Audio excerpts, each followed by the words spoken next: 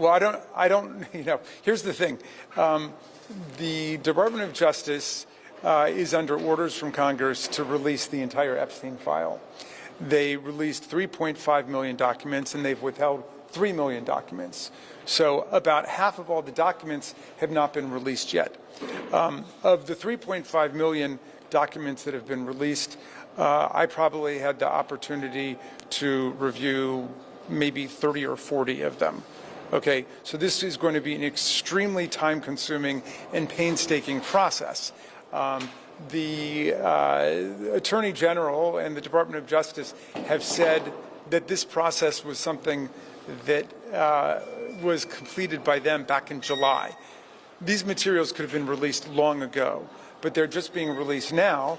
And if every member of Congress who voted for the discharge petition, if all 217 of us spent every waking hour over at the Department of Justice, it would still take us months to get through all of those documents. And there are only 4 computers now, so they would certainly need to get a couple hundred more computers for all of the members. But the point is that there is no way before Attorney General Bondi arrives on Wednesday that we're going to have the opportunity to go through every redaction in order to ask thorough questions. You think that's the connection, that they held up releasing this so that everybody wouldn't be as thoroughly prepared for her testimony Wednesday? No, I think that the Department of Justice has been in a cover-up mode for many months and has been trying to sweep the entire thing under the rug. And the more deeply that I get into it, because obviously our colleagues on the Oversight Committee have taken the lead, but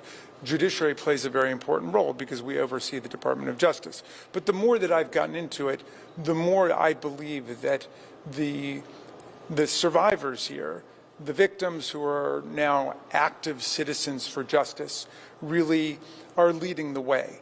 And we need to be having hearings with the survivors to hear from them about their experiences so they can explain what happened and so they can begin to set forth a theory of what took place. We need to be investigating the money. We need to be investigating the organizational hierarchy.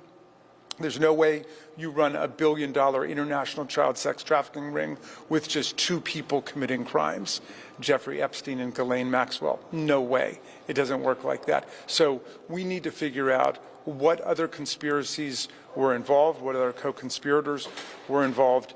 And I really do believe that listening to the survivors is going to be our pathway through this nightmare.